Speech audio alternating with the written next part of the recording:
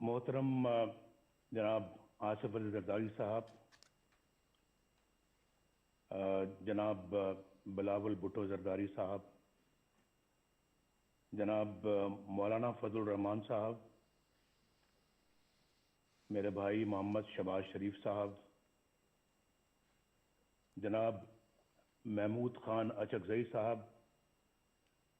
मोहतरम डॉक्टर अब्दुल मालिक साहब, मोहतरम साजिद मीर साहब, जनाब आफ्ताब अहमद खान शेरपाव साहब, जनाब मोहसिन खान दावर साहब, जनाब जमालुद्दीन साहब, जमालदीनी साहब और जनाब अवैस शाह नूरानी साहब, नहायत मुअज़्ज़िज़ कायदीन, मोहतरम शुरकाए कॉन्फ्रेंस और मोहतरम ख़वातीन व हज़रात, अस्सलाम वालेकुम। बहुत शुक्रिया जनाब मोहतरम आसिफ जरदारी साहब, अल्लाह ताला आपको भी सेहत तंदुरुस्ती अता फरमाए और खैर व बरकत अता फरमाए। मेरी बहुत सारी दुआएं आपके लिए भी हैं और बिलावल भुट्टो जरदारी साहब के लिए भी हैं। उनसे परसों बात करके मुझे बहुत खुशी हुई और बहुत अच्छी हमारी बातें हुई और जिस प्यार मोहब्बत से उन्होंने मुझसे बात की मैं कभी नहीं भुलाऊंगा। मैं कॉन्फ्रेंस के मेज़बान जनाब आसिफ अली जरदारी साहब का और बिलावल भुट्टो जरदारी साहब का और मौलाना फजल रहमान साहब का और तमाम मुअज़्ज़िज़ कायदीन का बेहद शुक्रगुजार हूँ कि मुझे इस कॉन्फ्रेंस में अपनी बात कहने का आपने मौका फराहम किया। मैं वतन से दूर होते हुए भी अच्छी तरह जानता हूँ कि वतन अजीज़ किन हालात से गुजर रहा है और अवाम किन मुश्किलात का शिकार है। ये कॉन्फ्रेंस नहायत ही अहम मौके पर मुनक़िद हो रही है, बल्कि मैं तो इसे एक फैसला कुन मोड़ समझता हूँ। पाकिस्तान की खुशहाली और सही मानों में एक जमहूरी रियासत बनाने के लिए ज़रूरी है कि हम हर तरह की मसलियत छोड़कर अपनी तारीख पर नजर डालें और बेबाक फैसले करें। और आज नहीं करेंगे तो फिर कब करेंगे। मैं मौलाना फजल रहमान साहब की सोच से पूरी तरह मुत्तफिक हूं कि हमें रस्मी और रवायती तरीकों से हटकर इस कॉन्फ्रेंस को बामकसद बनाना होगा, वरना कौम को बहुत मायूसी होगी। और जो अभी ट्रेंड जनाब आसिफ अली जरदारी साहब ने सेट किया है, इसी को आगे लेके चलना है। आप सब जानते हैं कि 73 बरस से पाकिस्तान को किन मसाइल का सामना है। इन मसाइल की बुनियादी वजह सिर्फ और सिर्फ एक है और मैं अपने तजुर्बे से बोल रहा हूं। मेरा भी तजुर्बा अल्हम्दुलिल्लाह पाकिस्तान की पॉलिटिक्स में और पाकिस्तान की खिदमत में काफ़ी ज़्यादा है और मैं ये समझता हूँ कि पाकिस्तान को जो मैं वजह बताना चाह रहा हूँ वो ये है कि पाकिस्तान को जमहूरी निज़ाम से मुसलसल महरूम रखा गया है। जमहूरियत की रूह अवाम की राय होती है, यानी मुल्क का इंतज़ाम वो लोग चलाएं जिन्हें अवाम अपने वोटों की अक्सरियत से ये हक दे। और हमारे आइन की इब्तिदा भी इन्हीं अल्फाज से होती है कि अल्लाह ताला ही कायनात का हाकिम मुतलक है, जिसका कोई शरीक नहीं। उसके तय करदा हदूद के अंदर रहते हुए पाकिस्तान के अवाम की तरफ से इस्तेमाल किया जाने वाला इख्तियार एक मुक़द्दस अमानत का दर्जा रखता है। आइन के मुताबिक हमारे जमहूरी निज़ाम की बुनियाद अवाम की राय पर है। दुनिया भर की जमहूरियतों का यही उसूल है। जब जमहूरियत की इस बुनियाद पर ज़रब लगती है और वोट की इज्जत को पामाल कर दिया जाता है तो सारा जमहूरी अमल बिल्कुल बेमानी और जाली होकर रह जाता है। जब अवाम के मुक़द्दस अमानत में खयानत की जाती है और इंतखाबी अमल से पहले ये तय कर दिया जाता है कि किसको जिताना है और किसको हरवाना है, इंतखाबात में धांधली से मतलूबा नताइज हासिल कर लिए जाते हैं और रही सही कसर हुकूमत साजी के लिए जोड़ तोड़ में निकाल दी जाती है, तो अंदाजा लगाया जा सकता है कि किस तरह से अवाम को धोखा दिया जाता है और अवामी मैंडेट कैसे चोरी किया जाता है। बदकिस्मती से पाकिस्तान को इस तरह के तजर्बात की लेबोरेटरी बनाकर रख दिया गया है कि कोई नुमाइंदा हुकूमत बन भी गई तो उसे हर तरह की साजिश के जरिए से पहले बेअसर और फिर फारिग कर दिया जाता है। इसमें यह भी परवाह नहीं की जाती कि इससे रियासती ढांचा कमजोर होगा, अक़वाम आलम में जग हंसाई होगी और अवाम का रियासती इदारों पर से एतमाद उठ जाएगा। ये बात पाकिस्तान के बच्चे बच्चे की जुबान पर है कि 73 साला तारीख में एक बार भी किसी मुंतखब वज़ीर आज़म को अपनी 5 साल की आईनी मुद्दत पूरी नहीं करने दी गई। हर डिक्टेटर ने औसतन 9 साल गैर आईनी तौर पर हुकूमत की, जबकि अवाम के वोटों से मुंतखब वज़ीर आज़म को औसतन 2 साल से ज्यादा का अरसा शायद ही मिला हो। जर्नैलों की मुहिम जोई को रोकने के लिए 1973 के आइन में आर्टिकल 6 डाला गया, आर्टिकल 6, लेकिन उसके बाद भी 20 साल जर्नैली आमरीत के नजर हो गए।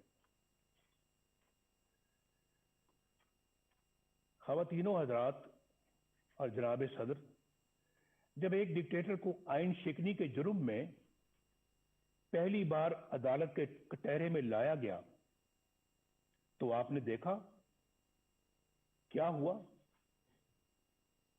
क्या हुआ?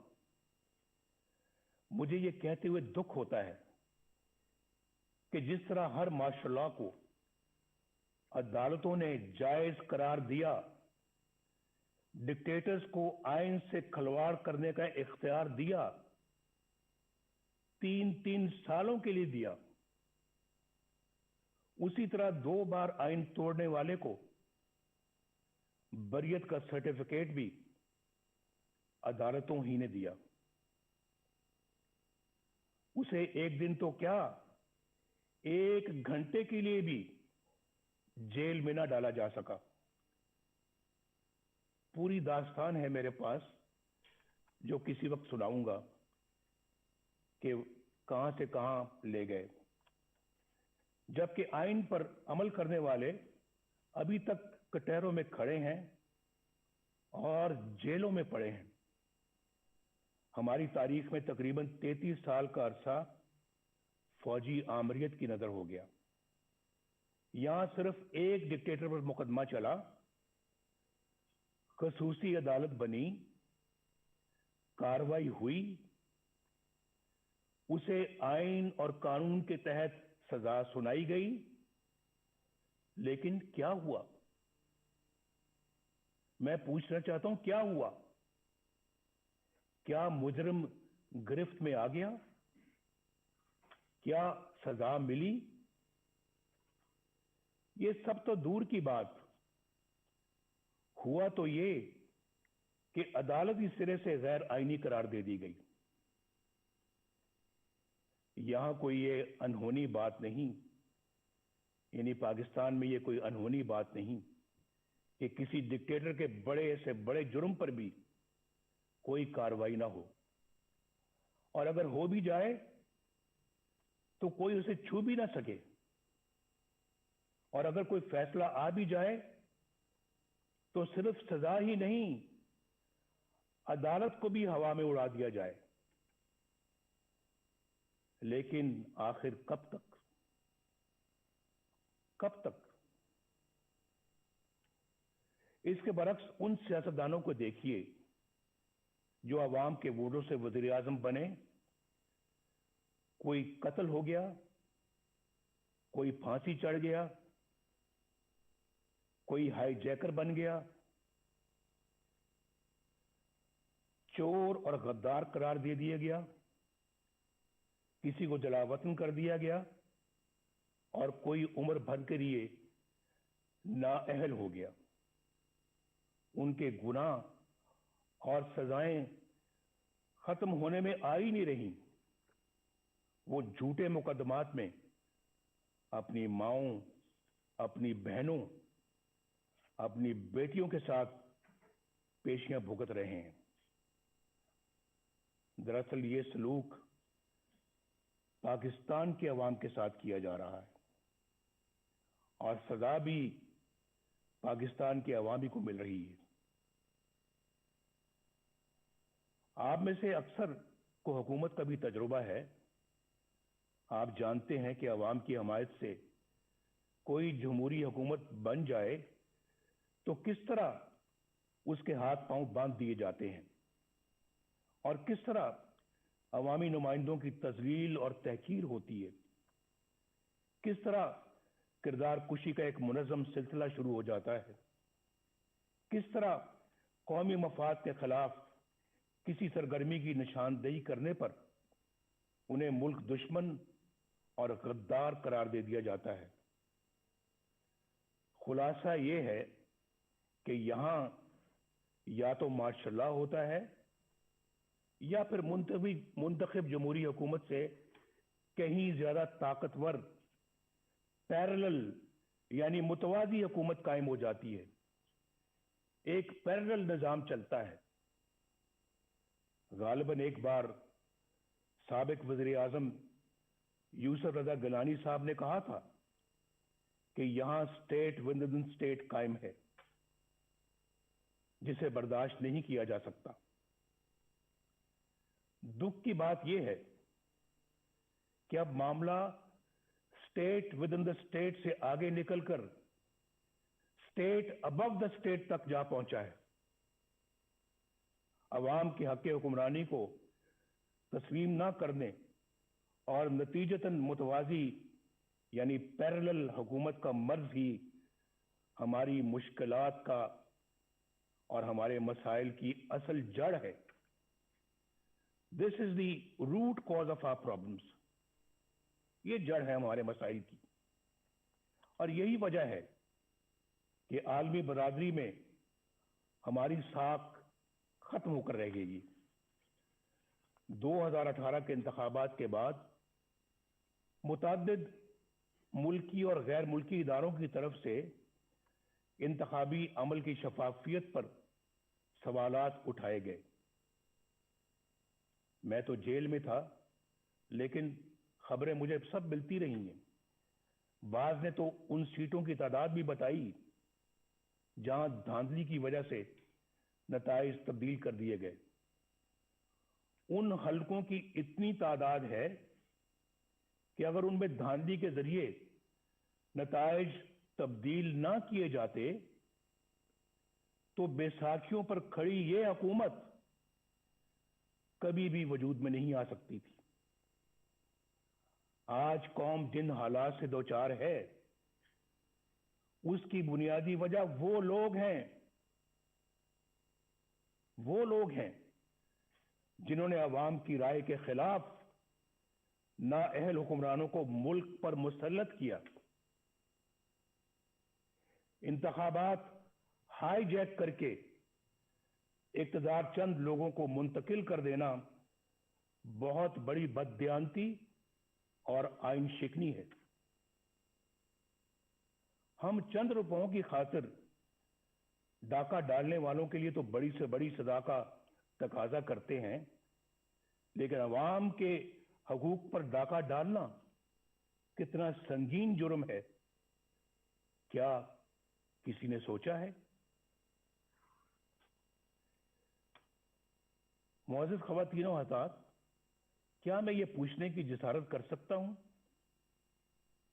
कि 2018 के इंतखाबात में घंटों आरटीएस क्यों बंद रखा गया?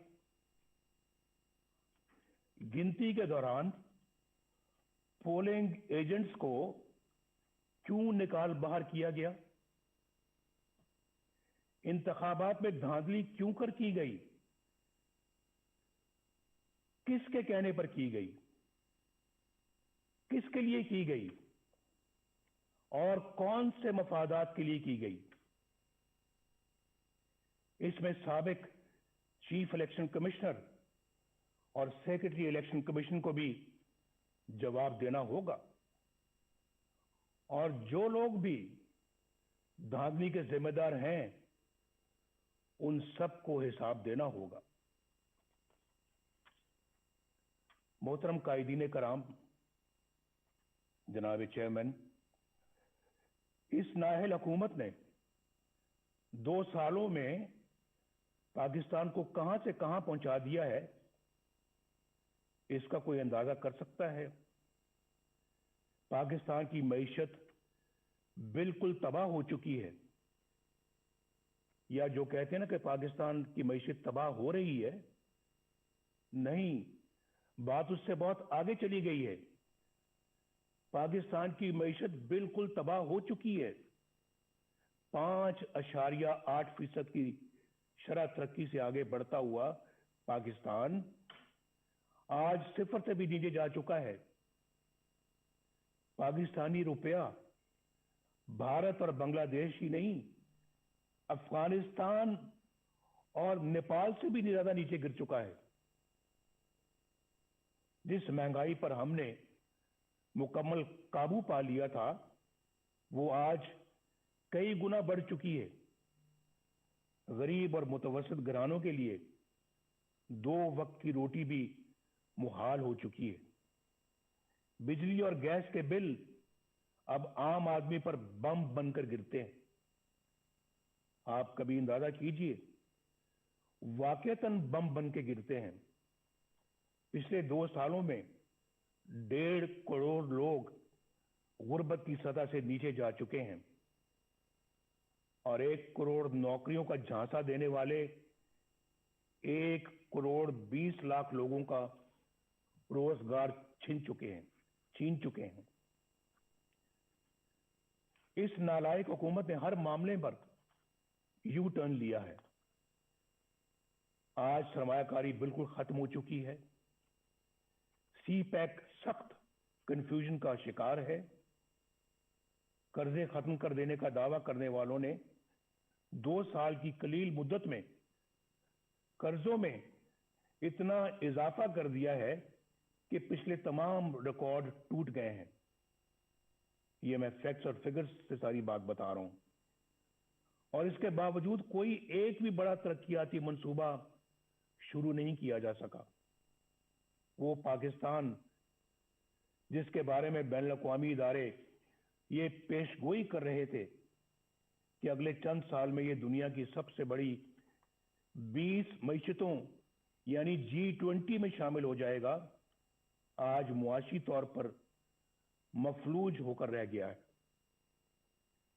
याद रखिए कि अगर पाकिस्तान में वोट को इज्जत ना मिली और कानून की हुक्मरानी ना आई, تو یہ ملک معاشی طور پر مفلوج ہی رہے گا. اور میں کھلے الفاظ میں یہ واضح کر دینا چاہتا ہوں کہ ایسے ممالک اپنے دفاع کے قابل بھی نہیں رہتے، خاص طور پر اس وقت جب آپ کے دشمن آپ کی کمزوریوں کا فائدہ اٹھا رہے ہوں. خواتین و حضرات، ملک بدامنی، افراتفری اور جرائم کا گڑھ بن چکا ہے. آئے دن ایسی پریشان کن خبریں آتی رہتی ہیں جن سے عوام کو امن و امان سے متعلق درپیش پریشانیوں کا اندازہ بخوبی لگایا جا سکتا ہے. شیخوپورہ سیالکوٹ روڈ پر قوم کی ایک بیٹی کے ساتھ پیش آنے والا واقعہ دل دہلا دیتا ہے. اس سانے کے بعد مزید تکلیف کا باعث اس سنگ دل پولیس افسر کا ہے جو بنیادی انسانی اقدار سے بھی محروم ہے. اس کا بڑا المیہ یہ ہے کہ حکومت کی تمام تر ہمدردیاں قوم کی بیٹی کے بجائے اپنے چہیتے پولیس افسر کے ساتھ ہے. جناب چیئرمین، پاکستان آبادی کے لحاظ سے دنیا کا چھٹا بڑا ملک ہے،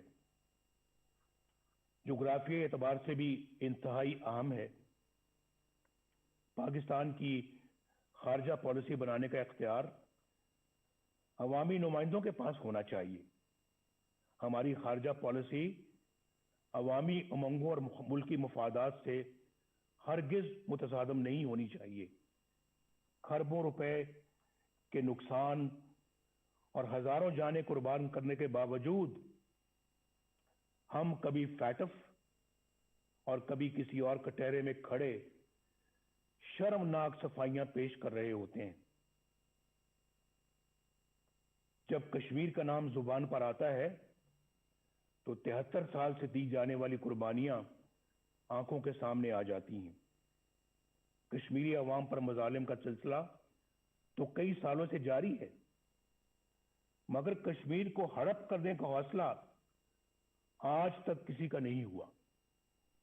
اب بھارت نے ایک غیر نمائندہ اور غیر مقبول اور کٹ پتلی پاکستانی حکومت دیکھ کر کشمیر کو اپنا حصہ بنا لیا ہے، اور ہم احتجاج بھی نہ کر سکے. دنیا تو کیا اپنے دوستوں کی حمایت بھی نہ حاصل کر سکے. آخر ایسا کیوں ہے؟ کیوں ہوا ایسے؟ کیوں ہم عالمی تنہائی کا شکار ہو گئے؟ کیوں آج ہماری بات دنیا سننے کے لیے تیار نہیں ہے؟ کیوں ہمارے درینہ اور شانہ بشانہ کھڑے ہونے والے ساتھی ممالک کیوں ہم سے دور ہو گئے؟ شاہ محمود قریشی نے کس منصوبے کے تحت وہ بیانات دیے جن سے ہمارے بہترین دوست سعودی عرب کی دل شکنی ہوئی؟ پاکستان کو اپنے دوست ممالک کی دل آزاری سے اعتراض کرنا چاہیے. OIC ایک اہم ادارہ ہے جس کی افادیت طے شدہ ہے. پاکستان OIC کے بانی ممالک میں شمار ہوتا ہے. پاکستان کو دیگر ممالک کے ساتھ مل کر OIC کو مضبوط کرنا چاہیے. ہمیں سوچنا چاہیے کہ کیوں ہمارے انتہائی قریبی ممالک بھی آج ہم پر اعتماد کرنا چھوڑ گئے. یہ بہت جو ہے یہ فکر کی بات ہے، لمحہ فکریہ ہے ہمارے لیے. اس پہ ضرور غور ہونا چاہیے. لیکن کیا اس طرح کی حکومت ہوگی تو پھر یہی کچھ ہوگا، اور آپ کی خارجہ پالیسی کو بچوں کا کھیل بنا کے رکھ دیا گیا ہے. خواتین و حضرات، وقت آ گیا ہے کہ ان تمام سوالوں کے جواب لیے جائیں. اگر اس کانفرنس میں پیپلز پارٹی سے تعلق رکھنے والے 2 وزیر اعظم जनाब यूसुफ रज़ा गिलानी और जनाब राजा परवेज अशरफ साहब मौजूद हैं, तो वो अच्छी तरह जानते हैं कि सिविल हुकूमत के गिर्द किस तरह के शिकंजे कस दिए जाते हैं, किस तरह ऐसी कार्रवाइयां हो जाती हैं जिनका वज़ीर आज़म को इल्म ही नहीं होता। खुद मोहतरम जरदारी साहब को भी इसका इल्म है कि ना वज़ीर आज़म को ना सदर को इल्म होता है, और फिर उन कार्रवाइयों की भारी कीमत रियासत को अदा करनी पड़ती है। 4 साल पहले अक्टूबर 2016 में कौमी सलामती के अमूर पर बहस के दौरान जब तवज्जो दिलाई गई कि हमारे दोस्तों समेत दुनिया भर के ममालिक को हमसे शिकायत है और हमें अपना एहतसाब खुद करते हुए ऐसे इकदाम करने चाहिए कि दुनिया हमारी तरफ उंगलियां ना उठाए, तो उसे डॉन लीक्स बना दिया गया। एजेंसियों के एहलकारों पर मुश्तमिल जेआईटी बनी। अंदाजा कीजिए, जेआईटी बनी। सबूत तो किसी के खिलाफ कुछ ना था, लेकिन प्रोपेगेंडा मशीनों के हाथों हमें और मुझे भी गद्दार और मुल्क दुश्मन ठहरा दिया गया। वज़ीर आज़म के अहकामात को एक मातहत इदारे के एहलकार की तरफ से की गई ट्वीट में रिजेक्टेड यानी मुस्तरद का टाइटल अता कर दिया गया। आपको सब याद होगा। सी पैक को नाकाम बनाने का सिलसिला 2014 में उस वक्त शुरू हुआ जब धरनों के जरिए चीन के मुअज़्ज़िज़ सदर का दौरा मुलतवी करवा दिया गया। चीन हमारा देरीना और मुखलिस दोस्त है, जो पाकिस्तान के साथ हर मौके पर शाना बशाना खड़ा रहा। पाकिस्तान और चीन के ताल्लुकात मजीद मुस्तहकम करने में और सी पैक के हवाले से सदर शी जिनपिंग का किरदार काबिल तारीफ है। सी पैक का ये अजीम मंसूबा हुकूमत की उसी नाअहली की नजर हो रहा है जो जिंदगी के हर शोबे में नजर आ रही है।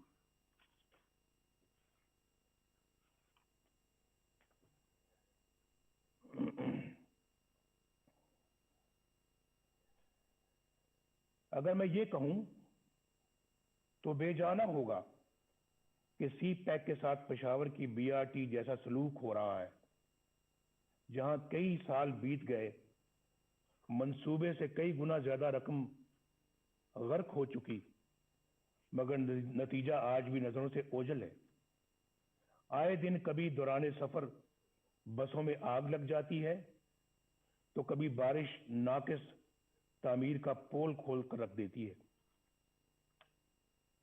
यहां नैब के किरदार का जायजा लेना भी जरूरी है।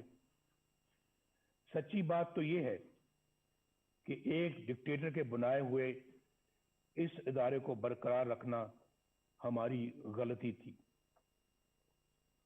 लेकिन यह भी सच है कि हमने कभी नहीं सोचा था कि ये इदारा इस हद तक गिर सकता है।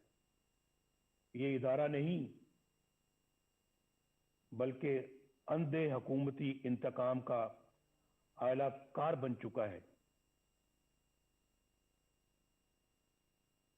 इसके कई सीनियर एहलकारों के घुनावने किरदार फाश हो चुके हैं।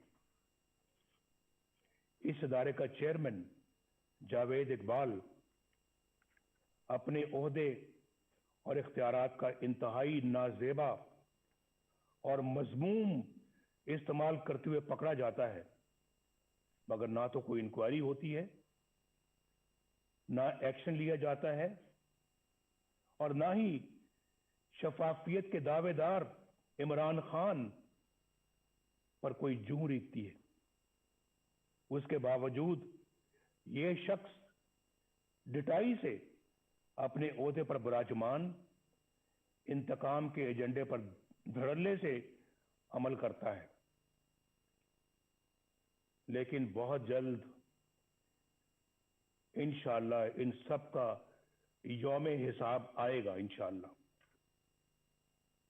बैनुल अक़वामी इदारे और हमारी आला अदालतें नैब के मनफी किरदार पर बड़ी वाज़ेह राय दे चुकी हैं। ये इदारा इंतहाई बुदबूदार हो चुका है और ये मुकम्मल तौर पर अपना जवाज खो चुका है।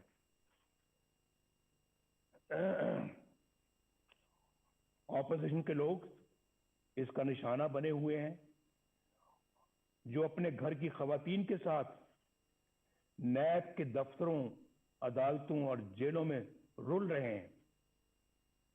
जो नैब से बचता है उसे FIA के सुपुर्द कर दिया जाता है। जो FIA से बचे वो एंटी नारकोटिक्स के हत्थे चढ़ जाता है, और जो वहां से बच जाए उसे किसी भी झूठे मुकदमे में पकड़ लिया जाता है। 2018 में सेनेट के इंतखाबात से कुछ अरसा पहले ख़वातीनो हज़रात एक मज़मूम साजिश की गई। मैं आपकी तवज्जो मबजूल करा रहा हूं। उस मज़मूम साजिश के जरिए बलोचिस्तान की सूबाई हुकूमत गिरा दी गई। उसका मकसद क्या था मालूम है आपको? उसका असल मकसद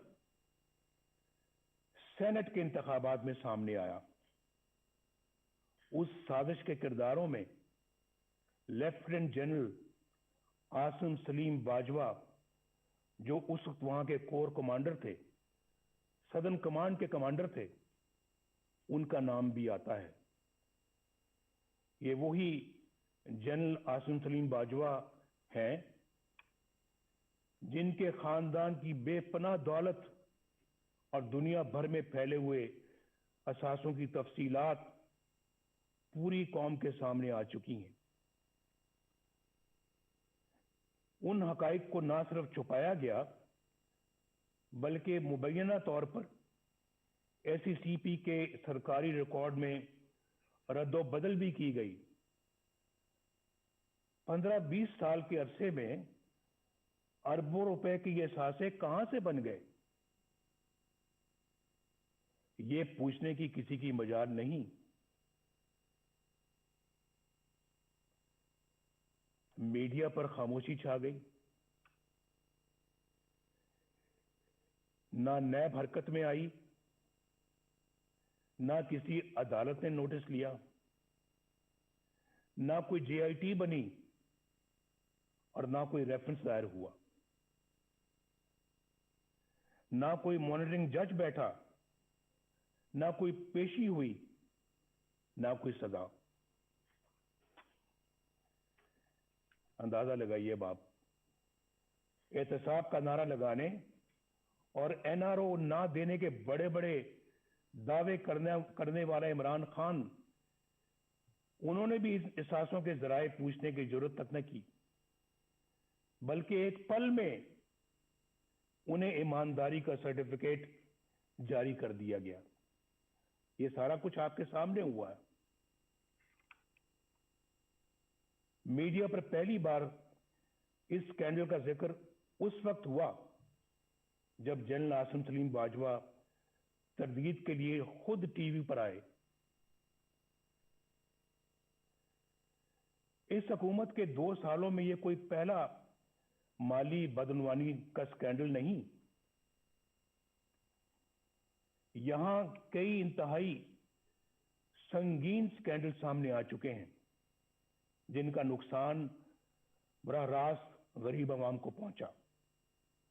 हुकूमत में बैठे लोग बाकायदा प्लानिंग से आटे, चीनी और दवाइयों की कीमतें आसमान पर ले गए। याद है ना आपको, जब हम छोड़कर गए थे चीनी 50 रुपए किलो थी, आज कितनी है? आज कहते हैं 100 रुपए तक जा पहुंची है। और आटे की कीमतें भी देख लें आप, दवाइयों की कीमतें आसमान तक पहुंच गई हैं। अवाम के खरबों रुपए लूट लिए गए। मुल्क का हुक्मरान अगरचे दिन रात करप्शन माफियाज और एनआरओ का डंडोरा पीटता है, लेकिन चीनी की कीमत बढ़ाने में खुद उसकी जात मुलव्विस है। क्या नैब उसे तहकीकात के लिए गिरफ्तार नहीं करेगा? क्या उस पर कोई रेफरेंस दायर नहीं होगा? अलीमा खान साहिबा, जो कोई जद्दी पुश्ती रईस नहीं, बस खैराती इदारों की फंड रेजिंग करती रहती हैं, उनके बैरून मुल्क असासों के जराए की नैब कभी कोई छानबीन नहीं करेगा? बनी गाला में इमरान खान के जाती घर, उसकी गैर कानूनी तामीर की फाइल क्या यूं ही बंद रहेगी? फॉरेन फंडिंग केस, जिसमें बेशुमार माली बेजाब्तगियां हैं और करप्शन है, जिनकी गवाही खुद पीटीआई के रहनुमा दे रहे हैं, इतने साल गुजर जाने के बावजूद क्या इलेक्शन कमीशन उन पर कोई फैसला नहीं करेगी?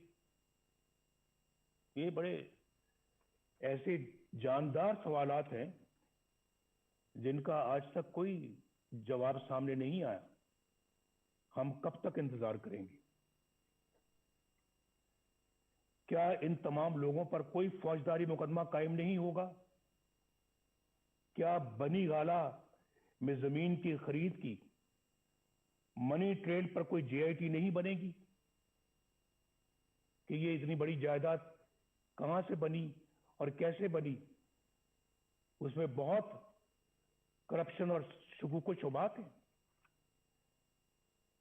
कल असेंबली अरकान के टैक्स कोषवारों की तफसील सामने आई। इमरान खान ने अरबों रुपए की जायदाद रखते हुए भी 2,83,000 रुपए का टैक्स दिया है। भाई सवाल ये है कि जब आमदनी इतनी कलील है, इतनी कम है, तो आपके लाहौर जमान पाक के घर पर खर्च होने वाले करोड़ों रुपए कहां से आए? ये बताना होगा। क्या नैब इन आमदन से ज्यादा असासों पर कोई एक्शन नहीं लेगा? एहतसाब के इदारों को अपोजिशन के सिवा किसी के एहसास से नजर नहीं आते और ना ही किसी की आमदनी के जराए। रियासत मदीना तो बहुत बुलंद बरतर मिसाल है। कानून और इंसाफ का अदना सा म्यार रखने वाली रियासत में भी ऐसा नहीं होता। क्या कुछ लोग इस दोहरे म्यार की वजह से किसी जुर्म के बगैर सजाएं पाते रहेंगे और कुछ लोग सब कुछ करके भी बेगुनाही और मासूमियत के सर्टिफिकेट हासिल करते रहेंगे? कौम कब तक देखने और जानने के बावजूद खामोशी से ये सब कुछ सहती रहेगी? क्या हम ऐसा पाकिस्तान अपनी आने वाली नस्लों के लिए छोड़ना चाहते हैं?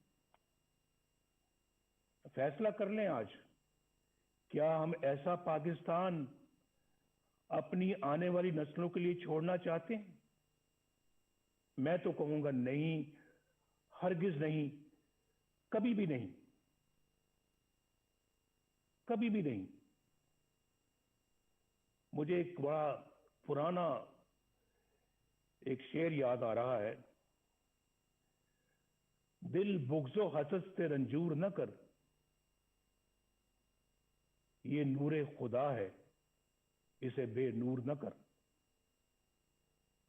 ना अहलो कमीना की खुशामद से अगर जन्नत भी मिले तुझको तो मंजूर न कर। میں تو ان خیالات کا حامی ہوں، اس نظریے کا حامی ہوں۔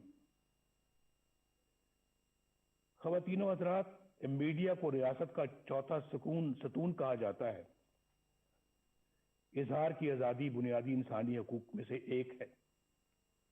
افسوس کہ دیگر حقوق کی طرح پاکستانی عوام سے یہ حق بھی چھین لیا گیا۔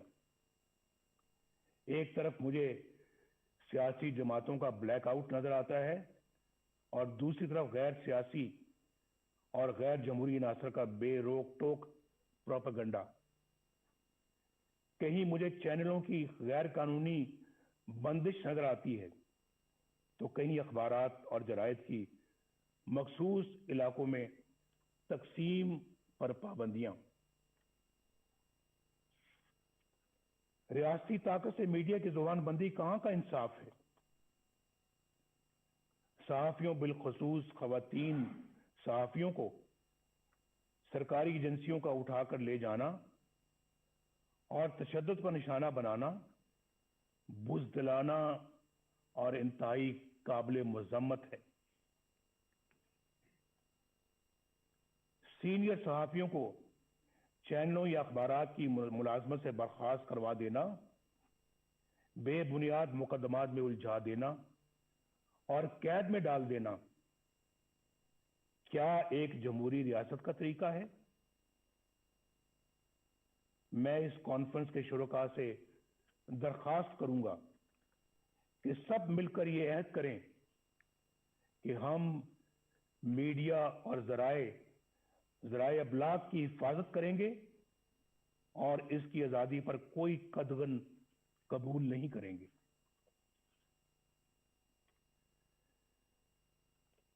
خواتین و حضرات، محترم چیئرمین بلاول بھٹو صاحب،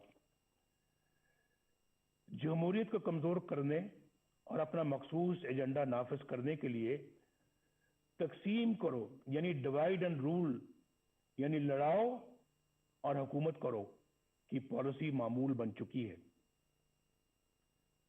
کچھ عرصہ پہلے تک یہ تقسیم سیاستدانوں تک محدود تھی، جنہیں مخصوص حلقوں کی طرف سے بلایا، ڈرایا اور دھمکایا جاتا تھا۔ یہ طریقہ سیاسی جماعتیں توڑنے اور فارورڈ بلاک بنانے یا پھر مرضی کی پارٹیاں بنانے کے لیے استعمال ہوتا رہا اور آج بھی ہوتا ہے۔ محکمہ زراعت کو تو آپ سمجھتے ہی ہیں۔ آج ہمیں یہ فیصلہ کرنا ہوگا کہ ہم ایک ہیں اور قومی مفاد کی خاطر تقسیم ہونے سے انکار کرتے ہیں۔ اگر ہم ایسا کرنے میں کامیاب ہو گئے تو پھر یہ کانفرنس کامیاب ہے۔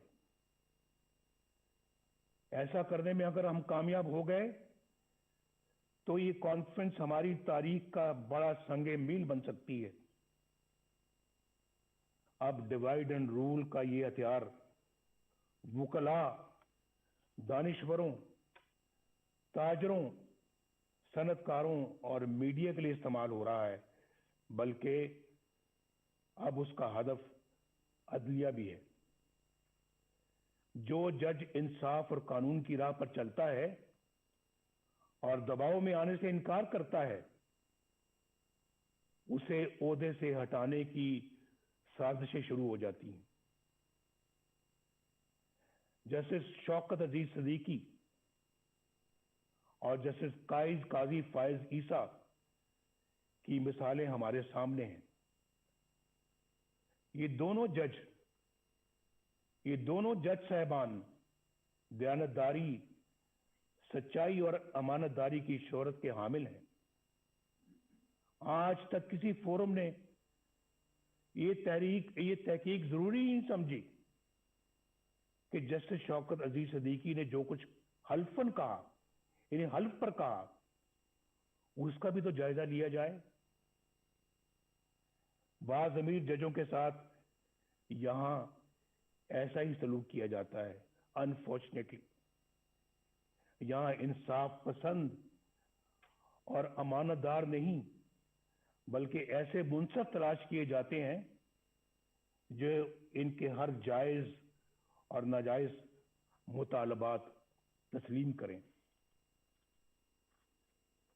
ان کے جبر و استبداد اور بلیک میلنگ کے آگے سر تسلیم خم کریں، نظریہ ضرورت بنائیں اور پروان چڑھائیں۔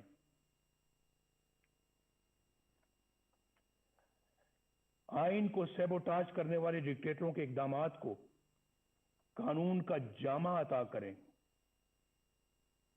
ان کے گلے میں ہار پہنائیں، ان کو ویلکم کریں، خوش آمدید کہیں ان کو، آپ نے تو بہت اچھا کام کیا ہے، آپ کی تو ضرورت تھی آج، یہ تو کام بہت پہلے ہو جانا چاہیے تھا، آپ نے ماشاء اللہ لیٹ لگایا ہے، یہ پہلے لگانا چاہیے تھا۔ سب سے پہلے پلیٹ میں پھول لے کر ان کو پیش کیے جاتے رہے ہیں، اور پھر آرٹیکل 6 جیسے سنگین جرم کے ملزم کو آئین میں ترمیم کا اختیار عطا کیا جاتا ہے۔ یہ سب تماشا آپ نے اپنی آنکھوں سے دیکھا ہے، اس کے باوجود یہ سب کچھ دوبارہ کہنے کی نوبت آ رہی ہے۔ یعنی یہ سب کچھ ہو رہا ہے اور عوام کے منتخب وزیر اعظم کو پھانسی دیں، جیلوں میں ڈالیں، جلا وطن کریں اور ان کو اور ان کے خاندان کو ذلیل و رسوا کریں۔ اس کانفرنس کو آئین کی حکمرانی اور ووٹ کی عزت کے تحفظ کے لیے آج ایک جامع لائے عمل تجویز کرنا چاہیے۔ اگر میثاق جمہوریت کی بنیاد پر کسی نئے میثاق کی تشکیل ضروری ہو تو اس پر غور کیا جانا چاہیے۔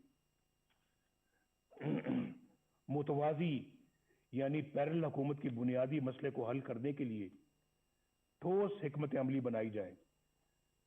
عوام کی رائے پر اپنی رائے مسلط کرنے کا نتیجہ سکوت ڈھاکہ کی شکل میں سامنے آیا تھا، لیکن اس عظیم سانے کو بھی بڑی سرد مہری کے ساتھ فراموش کر دیا گیا۔ میری تجویز ہے کہ یہ کانفرنس حمود الرحمان کمیشن کی سفارشات کو عوام کے سامنے لائے۔ بہت دفعہ اس کا ذکر ہو چکا ہے اور بار بار ہو چکا ہے، کئی سالوں سے ہو رہا ہے، کئی دہائیوں سے ہو رہا ہے، لیکن میرا خیال ہے کہ آج انہیں عملی جامہ پہنانے کا عہد کرنا چاہیے اور اسے اپنے ایجنڈے کا حصہ بنانا چاہیے۔ اس طرح کے ٹھوس اقدامات ہی سے ملک کو اس دلدل سے نکالا جا سکتا ہے۔ اس وقت ہماری اولین ترجیح اس غیر نمائندہ اور نااہل اور سلیکٹڈ حکومت اور اس سے کہیں زیادہ اہم اس نظام سے جس کا میں نے ذکر کیا ہے، اس سے نجات حاصل کرنا ہے۔ عمران خان ہمارا ایز سچ ہدف نہیں ہے، ہمارا مقابلہ عمران خان سے نہیں ہے۔ یہ میں الیکشن سے پہلے بھی کہہ چکا تھا اور آج بھی کہہ رہا ہوں۔ آج ہماری جدوجہد عمران خان کو لانے والوں کے خلاف ہے اور ان کے خلاف ہے جنہوں نے اس طرح انہیں الیکشن چوری کر کے اس طرح کے نااہل بندے کو اس جگہ پر لا کر بٹھایا ہے اور ملک کو برباد کر دیا ہے۔ یہ ملک ہمیں تمام چیزوں سے زیادہ عزیز ہے، جس نے عوام اور اپوزیشن کے ساتھ ساتھ اچھی شہرت کے حامل جج صاحبان کو بھی نشانہ بنا لیا ہے۔ یہ تبدیلی عمل میں نہ آئی تو یہ نااہل اور ظالمانہ نظام ملک کو ناقابل تلافی نقصان پہنچا دے گا۔